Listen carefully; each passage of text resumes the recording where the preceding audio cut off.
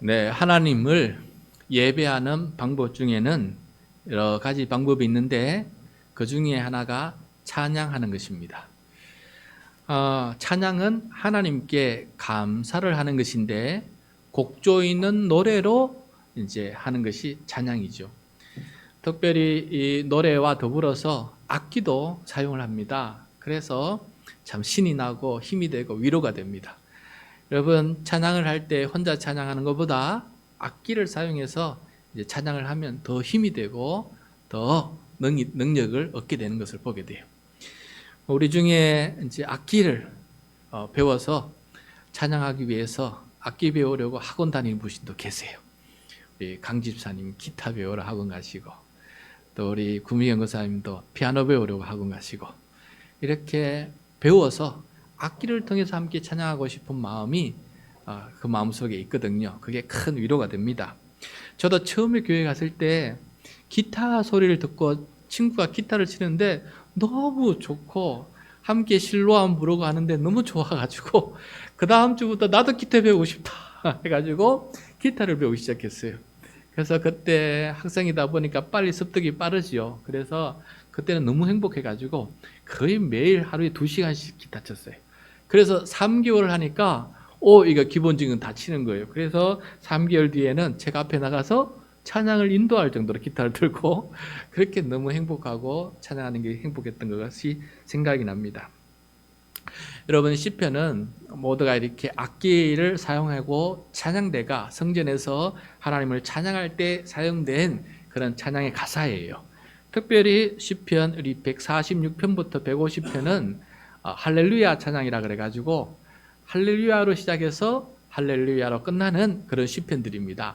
크게 찬양하는데 사용했던 그런 노래이지요. 그래서 오늘은 그 할렐루야 시편의 첫 시작인 146편 말씀을 우리가 함께 살펴보도록 하겠습니다. 이 말씀을 통해서 왜 우리가 하나님을 찬양해야 되는지, 어떤 하나님을 찬양해야 되는지를 함께 깨닫고 저와 여러분도 하나님을 찬양하는 그런 사람이 될 수 있기를 축복합니다. 네. 자, 오늘 할렐루야 시편 첫 구절부터 우리 함께 살펴보도록 하겠습니다. 1절입니다. 1절 시작. 할렐루야 내 영혼아 주님을 찬양하여라. 자, 시인은 자기에게 명령을 합니다. 내 영혼아 하나님을 찬양하라 라고 자기가 자기에게 명령을 하는 것을 보게 돼요. 근데 여기서 할렐루야라는 말을 사용하는데 할렐루야라는 말의 의미는 바로 설명해 주고 있어요. 그 구절에서 바로 주님을 찬양하라 라는 게 할렐루야입니다. 히브리어 원어로 보면은 할랄이라는 단어가 있는데 그거는 찬양하다라는 뜻이에요. 근데 그걸 명령형으로 하면은, 그러니까 찬양하라, 찬양해라 하면은 할렐루가 됩니다. 루가 되면은 찬양하라 합니다. 그 다음에 끝에 야가 붙었는데 야는 히브리어로 야훼, 우리말로 하면 여호와, 그죠? 히브리어 말로 하면 야훼의 줄임말이 야예요. 야. 그래서 할렐루야 하면은 야훼 여호와를 찬양하라라는 뜻이에요. 여호와를 찬양하라. 할렐루야가 무슨 뜻이라고요? 여호와를 찬양하라랍니다. 자, 그런데 세번역 성경을 보니까 여호와를 찬양하라라고 하지 않고 뭐라고 되어 있습니까? 주님을 찬양하라라고 되어 있어요. 왜 이렇게 번역을 했느냐? 여러분, 하나님의 이름은 함부로 발설하지 않았어요. 그래서 유대인들은, 구약의 사람들은, 신약의 예수님과 제자들도 마찬가지입니다. 성경을 읽다가 야훼 여호와란 말이 나오면, 단어가 나오면은 이걸 야훼 여호와라고 발음하지 않았어요. 대신 주님이라는 뜻으로 아도나이라는 말이 있는데 아도나이라고 대신해서 불렀어요. 왜냐하면은 하나님의 거룩하신 이름을 함부로 부르지 않을 정도로 하나님을 경외하는 마음이 컸기 때문에 그 마음으로 여호와란 말이 나올 때마다 여호와라고 부르지 않고 대신 주님이라고 불렀던 것입니다. 그래서 세번역 성경은 그 하나님의 이름을 경외하는 마음의 그 기본 자세를 그대로 본받자 해서 여호와를 다 주님으로 그렇게 번역해 놓은 거예요. 그래서 이 세번역은 하나님의 이름을 부르는데도 경외함을 가지고 부르는 게 좋은 그 전통을 이어받았다라는 그 마음을 기억하고 읽을 때마다 주님이란 말 나올 때마다 이게 여호와라는 말을 이렇게 번역했구나라고 이렇게 이해하시고 읽으시면 되겠습니다. 여러분 우리도 마찬가지입니다. 하나님 이름을 부를 때 심지어 하나님이라고 부를 때에도 경외하는 마음을 담아서 그 이름을 부른다면은 하나님 앞에 더 진실하게 살아갈 수 있는 우리들 모습이 될 줄로 믿습니다.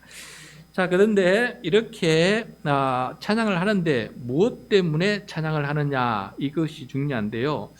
2절에 보면은 어떤 말씀을 하고 있냐면은 2절 같이 한번 읽도록 하겠습니다. 시작. 내가 평생토록 주님을 찬양하며 내가 살아있는 한 내 하나님을 찬양하겠다. 자, 앞에서는 1절에서는 자기한테 명령합니다. 내 영혼아 여호와를 주님을 찬양하라. 그리고 2절에서는 결심합니다. 내가 평생토록 살아있는 한 내가 하나님을 주님을 찬양하겠다며 결심을 하고 있는 것을 보게 돼요. 여러분 찬양은 저절로 나오는 게 아닙니다. 내가 내 영혼에게 명령을 해야 되고 결심을 해야 할 수 있는 게 찬양이에요. 지난 한 주간 여러분 돌아보십시오. 내 입술에서 찬양이 나왔습니까? 쉼 없이 내가 찬양하고 하나님을 노래했습니까? 이거는 내가 내 영혼에게 결심하고 명령하지 않으면 쉽게 나오지가 않습니다. 그래서 찬양은 내가 내 영혼에게 찬양해야지. 너 찬양해야지. 정아가 너 찬양해야지. 그리고 그래 나 찬양하겠다 하는 마음으로 누릴 때 찬양도 부르게 되고 찬양을 듣기도 하고 그렇게 살아갈 수 있는 것입니다. 그러므로 여러분 이 찬양은 저절로 되는 것이 아니고 내 영혼에 명령해야 되고 내 영혼이 결심해야 될 것이다. 하나님을 예배하는 것이 그렇게 되는 것이다 라는 것을 우리가 배우게 됩니다. 여러분 찬양 하루에 적어도 한 번은 찬양할 수 있기를 바랍니다. CBS나 교육 방송을 틀어도 늘 찬양이 흘러나옵니다. 그리고 내가 한두 곡 정도는 내가 18번 노래방 가면은 또 모임하면은 돌아가면서 노래 하나 부르라 하지 않습니까? 그것처럼 내가 외우고 있는 노래 하나 있지 않습니까? 그것처럼 나도 외우고 있는 찬양 하나는 있어야 되지 않겠어요? 내가 가장 좋아하고 내가 가장 힘이 되는 찬양 하나, 그 하나는 1절부터 4절까지는 암송하고 있고 또 2절까지 있는 것도 짧은 것도 있으니까 암송하고 있고, 그래서 그거는 굳이 악보를 보지 않아도 내가 언제든지 찬양할 수 있는 그 노래 찬양은 한두 곡 정도는 내가 들고 있고 한번 찬양해 보시지요 하면은 바로 나올 수 있는 찬양할 수 있는 사람이 된다면은 얼마나 좋겠습니까? 그래서 찬양도 준비해야 되고 암송해야 되고 그렇게 부를 수 있게 되어서 언제든지 찬양할 수 있는, 일반 노래도 18번 있는데 찬양도 18번이 있길 바랍니다. 그래서 늘 하나님 앞에 찬양할 수 있는 사람 될 수 있기를 바랍니다. 자, 그러면 무엇 때문에 할렐루야 주님을 찬양하느냐? 시인이 고백을 합니다. 어떻게 고백하는지 들어봅시다. 3절과 4절입니다. 시작. 너희는 힘있는 고관을 의지하지 말며 구원할 능력이 없는 사람을 의지하지 말아라. 사람은 숨 한 번 끊어지면 흙으로 돌아가니 그가 세운 모든 계획이 바로 그날로 다 사라지고 만다. 고백합니다. 이 시인이 고백하는데 힘있는 고관을 의지하지 말라라고 돼 있어요. 여러분, 우리가 힘있는 높은 권력을 가지고 있는 사람을 의지합니다. 왜 그렇습니까? 그런 분 아는 사람이 있고 그런 사람 의지하면은 힘들고 어려운 일도 쉽게 해결될 수 있는 길이 열릴 때가 많기 때문에 그렇지 않습니까? 예를 들어서 의정부 시청에 누구 아는 사람 한 사람 있어 보세요. 경찰서에 누구 아는 사람 있어 보세요. 국회의원 중에 누구 아는 사람 있어 보세요. 그러면은 내가 힘들고 어려운 일이 있으면은 그들이 아는 게 많고 이렇게 도와줄 때가 많이 있으니까 도움을 받으니까, 그러니까 힘 있는 고관을 의지할 때가 많이 있죠. 그래서 의지하면 도움이 됩니다. 그런데 아무리 힘 있는 고관이라도 구원할 능력을 가지고 있는 것은 아닙니다. 그 사람도 숨 한 번 끊어지면은 흙으로 돌아간다라고 고백하고 있지 않습니까? 그가 세운 모든 계획도 그날로 끝이 난다라고 이렇게 고백하고 있듯이 우리가 궁극적으로는 그 사람을 온전히 신뢰하고 따라갈 수는 없습니다. 여러분, 힘 있는 고관 중에 고관, 우리나라 최고의 힘 있는 고관은 누굽니까? 대통령 아닙니까? 근데 계엄을 선포했던 대통령을 믿고 따라갔던 사람은 다 어떻게 되었습니까? 여러분, 지금 그 대통령이 파면당하고 감옥에 갇혔고 재판을 받듯이 그 사람을 의지하고 따라갔던 사람들도 전부 자리에서 물러나고 재판을 받고 있지 않습니까? 아무리 힘이 있다 하더라도 끝까지 신뢰, 내 인생을 다 맡길 만큼 그런 사람은 없다. 영원히 의지할 수 있는, 내 영혼을 구원해 줄 수 있는 사람은 없다라는 사실을 우리가 깨달을 수 있게 됩니다. 자, 그래서 시인은 찬양할 대상으로 여호와 주님밖에 없습니다 라고 고백하고 있어요. 5절입니다. 5절 시작. 야곱의 하나님을 자기의 도움으로 삼고 자기의 하나님이신 주님께 희망을 거는 사람은 복이 있다.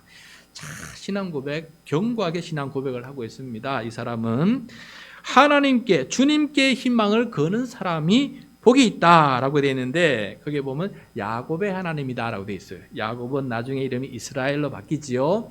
이스라엘 민족은 어떤 민족입니까? 하나님께서 인류 구원을 하기 위해서 최초로 불렀던 아브람, 그 아브람의 후손이 바로 이스라엘 아닙니까? 그러니까 이스라엘의 하나님 여호와가 유일하신 창조주 하나님, 바로 그분이 바로 여호와 하나님이시다는 사실을 우리가 알고 있습니다. 그래서 그 하나님께 희망을 거는 사람이 복이 있다라고 말씀해 주고 있습니다. 자, 주 하나님을 자기의 도움으로 삼는 사람, 또 주 하나님께 희망을 거는 사람은 복이 있다라고 되어 있는데, 여러분 복을 받고 있습니까? 하나님께 희망을 걸었더니 세상에 힘 있는 고관보다 하나님으로부터 더 많은 것을 여러분 도움을 받고 있습니까? 자, 하나님께 희망을 걸어도 되는 것일까? 아직도 의심하시는 분도 있을 것입니다. 먼저 6절 말씀만 보겠습니다. 6절 시작. 주님은 하늘과 땅과 바다 속에 있는 모든 것을 지으시며 영원히 시늘을 지키시며, 하나님은 모든 것의 창조주이십니다. 생각해 보세요. 모든 것은 만든 사람이 있지 않습니까? 여러분이 앉아있는 의자도 의자를 만든 사람이 있지 않습니까? 그러니까 그 의자에 편안하게 의지하고 앉아있지 않습니까? 여러분도 누가 만들었습니까? 육체적으로는 여러분의 부모가 만들지 않았습니까? 내가 이 세상에 존재하는 것은 누군가가 만들었기 때문에 존재하지, 자기 스스로 나는 존재하고 싶다 해서 존재하는 그런 존재자는 없습니다. 스스로 존재할 수 있는 분은 유일하신 하나님 한 분밖에 없습니다. 그 하나님께서 모든 것을 만드셨어요. 그러므로 모든 것의 주인은 하나님이시고 모든 것을 주관하신 분은 하나님이시다라는 사실을 우리는 알고 있습니다. 그래서 하나님을 의지하는 거 아니겠어요? 두 번째, 하나님은 영원히 신의를 지키신다. 신의를 지키신다는 것은 약속하신 것은 반드시 지키신다라는 거 아닙니까? 그러니까 믿고 의지할 분이 된다는 거 아니에요.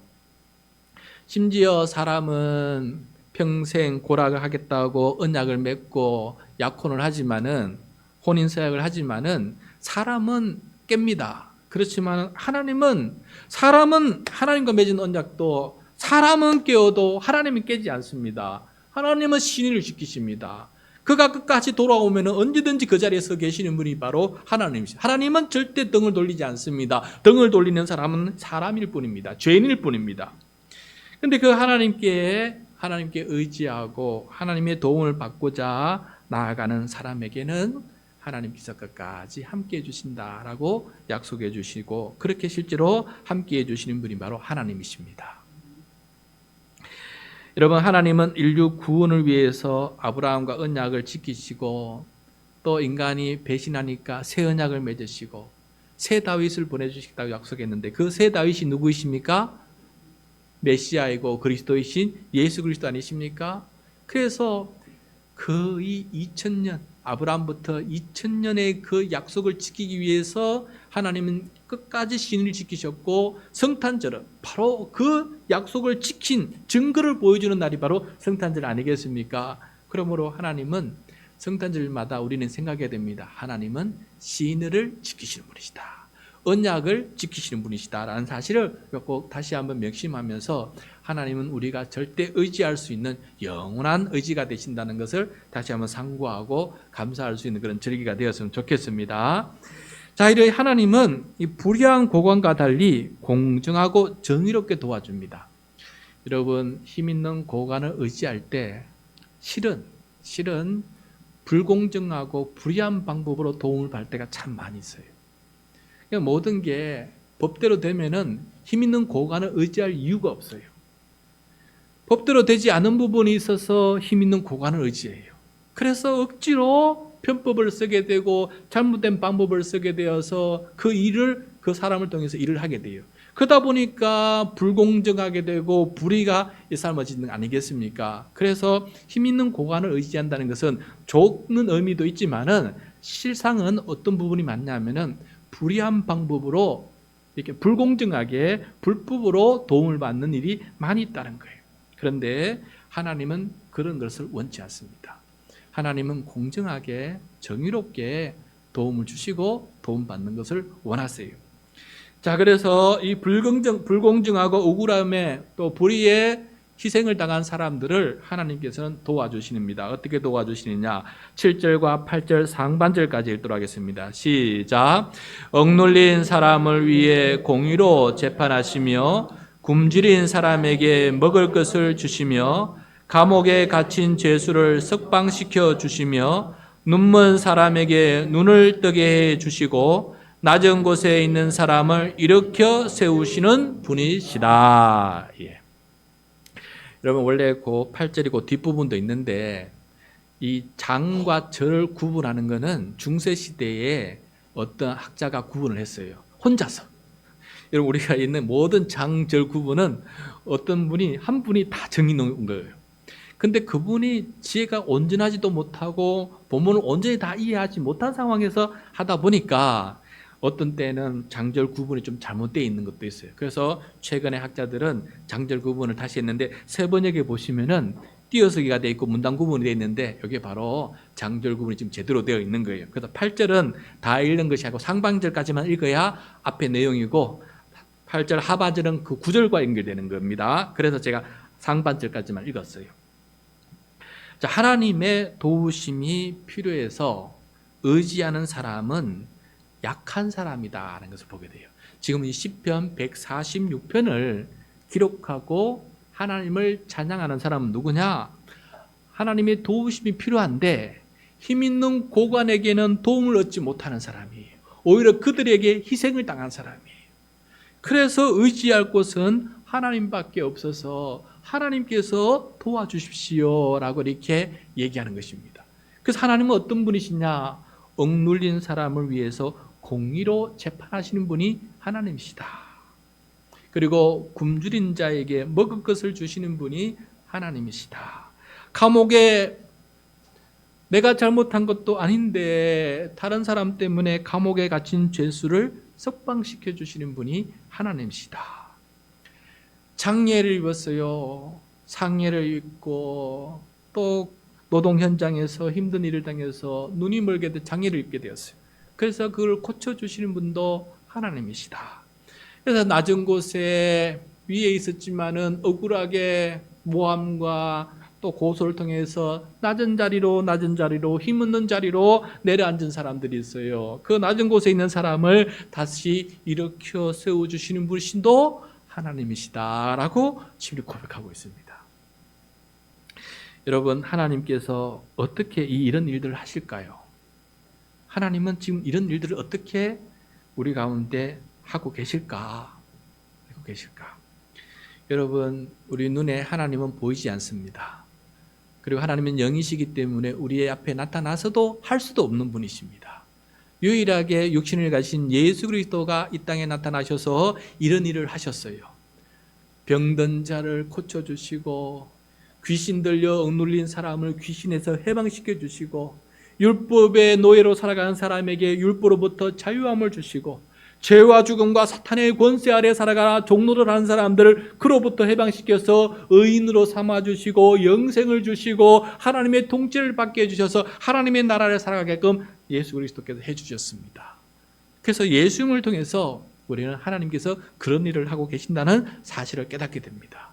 그러면 예수님은 승천하셨어요. 그럼 그 일을 누가 하고 계십니까? 여전히 주님은 하고 계십니다. 누구를 통해서? 성령님을 통해서, 성령을 의지하는 사람을 통해서 그 일을 하고 계신다라는 것을 우리는 깨닫게 됩니다. 그래서 하나님은, 이 시인은 하나님은 이런 사람을 통해서 역사하고 계신다라고 고백하는데 8절 하반절부터 9절입니다. 같이 읽도록 하겠습니다. 시작. 주님은 의인을 사랑하시고 나그네를 지켜주시고 고아와 과부를 도와주시지만 악인의 길은 멸망으로 이끄신다. 자, 주님은 의인을 사랑하신다. 이 의인이 바로 하나님의 일을 우리 안의 삶 속에서 행하는 사람이에요. 이 의인이 바로 힘 있는 고관인데 하나님의 뜻대로 행하는 힘 있는 고관입니다. 그리고 힘이 없을지라도 하나님의 뜻을 이루어 나가는 사람이 바로 의인이에요. 그래서 하나님은 이 의인을 통해서 하나님은 공의로운 재판을 하시고 굶주린 자에게 먹을 것을 주시고 억누른 자를 해방시켜 주시고 낮은 자를 우리께 세워주는 일들을 지금도 하고 계신다라는 것입니다. 그러나 악인은 어떻게 하신다고요? 멸망의 길로 이끌어 가시고 이 땅에서 멸망시키지 않는다면은 죽음 이후에도 멸망을 시키시면서 하나님은 정의를 이루어 가신다라고 말씀하고 있어요. 여기서 시인은 다시 한번 자기가 누구인지를 설명해 주는데 보니까 자기가 나그네고 고아고 과부다는 사실을 여기서 밝히고 있어요. 여러분, 성경시대에서 나그네와 고아와 과부는 가장 약한 사람들이에요.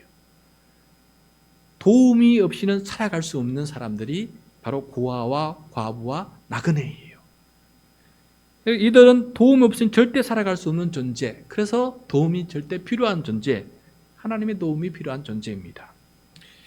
오늘날은 이 나그네와 고아와 과부는 누굴까? 오늘날에는 제가 인터넷에서 조사해 보니까 오늘날 대한민국에서 가장 가난한 사람을 누구냐라고 검색을 해보니까 특정 개인을 지목할 수는 없지만은 통계적으로 노인 계층의 빈곤율이 가장 높다라고 말씀합니다.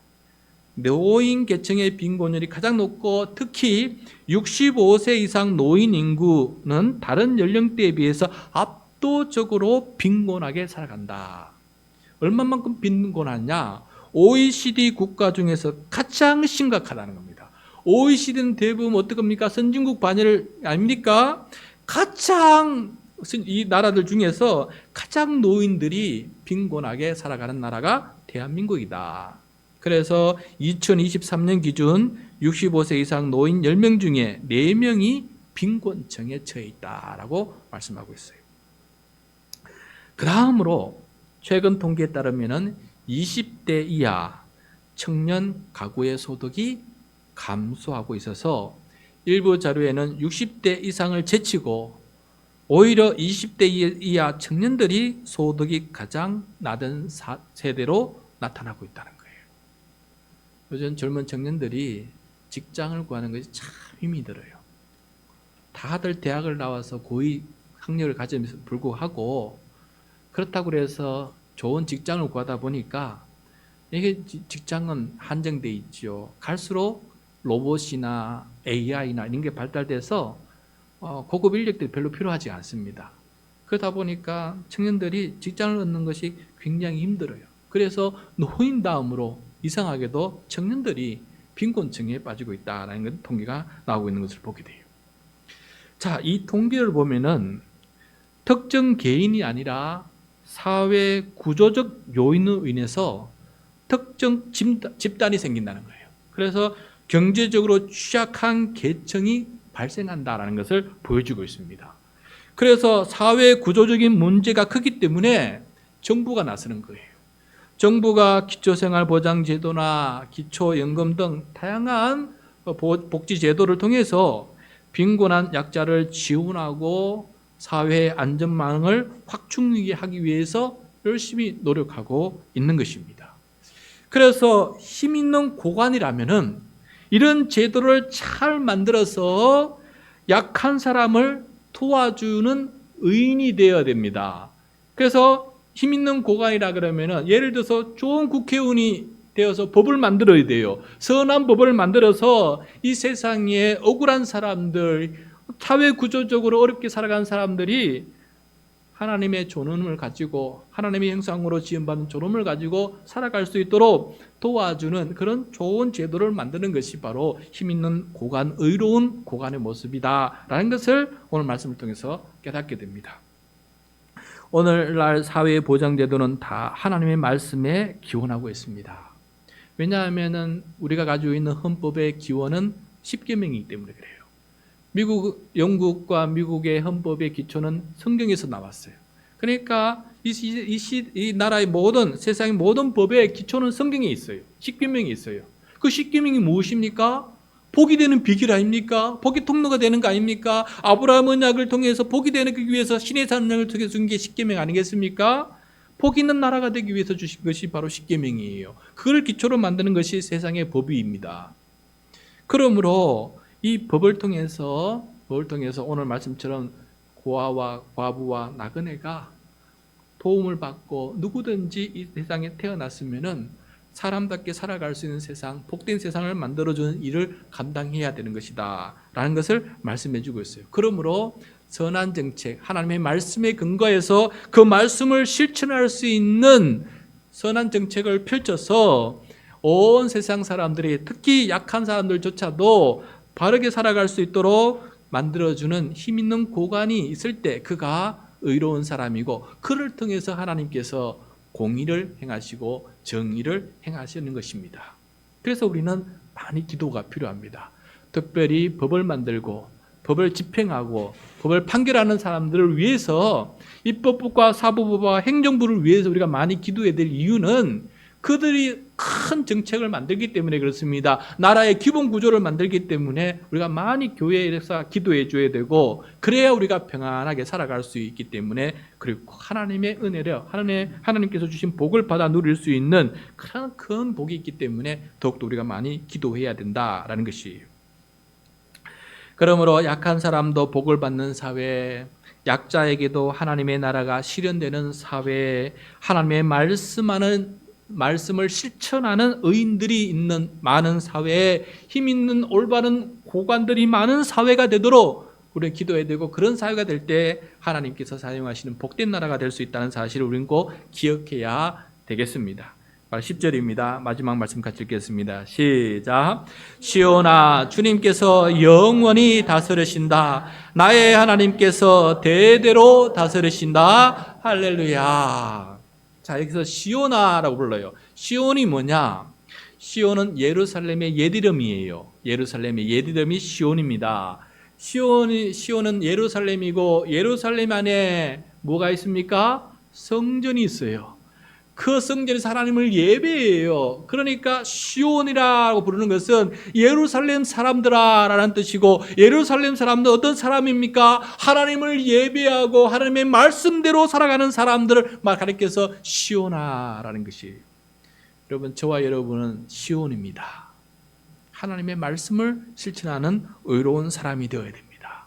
그래서 지금 약한 자 시편 146편을 기록한 이 약자는 시온에게 선포합니다. 시온아, 너희 하나님의 말씀대로 살아간다는 사람아, 하나님을 예배한다고 한 사람아, 이 나라를 하나님의 말씀대로 다스리는 나라가 되도록 해야 된다라고 이렇게 선포하는 것입니다. 그래서 하나님께서 대대로 통치하시고 하나님께서 다스리시려면 어떻게 해야 됩니까? 하나님의 말씀대로, 하나님의 법대로 이 나라가 다스려져야 되는 거 아니겠습니까? 그러므로 대통령을 비롯하여 모든 공직자, 모든 사회 지도자, 경제 지도자, 문화 지도자들이 하나님의 말씀에 따라서 하나님의 사랑과 정의를 이루는 일에 힘쓰는 고관들이 되어야 되지 않겠습니까? 그들이 의인이 되어야 이 땅을 살아가는 사람들이 다 하나님의 은혜를 받아 누리면서 하나님의 통치를 받는 세상이 되지 않겠습니까? 그래서 할렐루야라고 외치는 것은 단순히 내가 노래 부르고 내가 악기를 통해서 찬양하는 것만으로도 할렐루야가 아닙니다. 여기서 보니까 할렐루야, 하나님을 찬양하라는 말은 무엇이냐? 힘 있는 고관이 의로운 정책을 펼쳐서 하나님께 영광을 돌리라는 뜻이에요. 그리고 우리 모든 시온의 사람들이 하나님의 말씀대로 살아가서 이 세상 모든 사람들이 더불어 살아갈 수 있는 세상을 만드는 것, 그것이 바로 하나님을 찬양하는 것이다 라는 것을 우리들에게 가르쳐주고 있습니다. 그러므로 여러분, 우리가 예배 드릴 때 이 교회 안에서 찬양을 부르는 것도 하나님께 영광을 돌리는 것이고, 내가 찬양을 몇 가지 암송해서 시시때때로 언제든지 하나님을 찬양하고 부르면서 하나님께 힘을 얻어서 위로를 받아서 살아가는 것도 하나님을 찬양하는 것이고, 우리가 살아가는 사회가 하나님의 말씀대로 선한 정책을 펼쳐서 이 땅의 모든 사람들이 올바르게 살아갈 수 있도록 만들어가는데 함께 힘쓰는 것도 하나님을 찬양하는 것이고, 우리가 좋은 선거를 통해서 좋은 인물을 선출하고 바른 인물을 선출하고 의로운 인물을 선출해서 그들 통해서 정의로운 정책이 펼쳐져서 이 땅의 모든 억울한 사람들이 없이 살아갈 수 있도록 만들어주는 것도 하나님을 찬양하는 것이다 라는 것을 말씀해 주고 있어요. 그러므로 개인적인 찬양도 중요하지만 사회적 찬양, 공동체적인 찬양도 중요하다는 사실을 오늘 이 말씀을 통해서 깨닫게 됩니다. 그러므로 시편 146편은 성전에 와서 예배하는 시온의 사람들에게 이 찬양을 부르면서 우리가 하나님께 예배하는데 우리가 살아가는 세상도 약한 자가 희망을 걸 수 있도록, 약한 자도 주님께 희망을 걸며 살아갈 수 있는 그런 세상을 만들어서 하나님 앞에 영광을 돌리자, 이 나라를 복된 사회를 만들고, 그래서 세상 주변 나라들에게도 축복의 통로가 되는 나라를 만들어서 세상의 빛과 소금이 되게 하자, 그것도 하나님을 찬양하는 길이다라는 것을 힘주어서 선포가 있는 내용이 되겠습니다. 그러므로 여러분, 오늘 이 말씀을 통해서 우리가 살아가는 세상을 위해서도 더 많이 기도하시고, 특별히 힘 있는 고관들이 의로운 사람이 되어서 하나님의 말씀대로 선한 정책을 펼칠 수 있도록 그렇게 기도해서 이 세상에 약한 자들이 생기지 않도록, 이 세상의 약한 자들도 존경받으며 살아갈 수 있도록 그렇게 살아가는 세상을 위해서 함께 꿈꾸며 기도하며 나아가는 우리 모두가 될 수 있기를 간절히 축복합니다.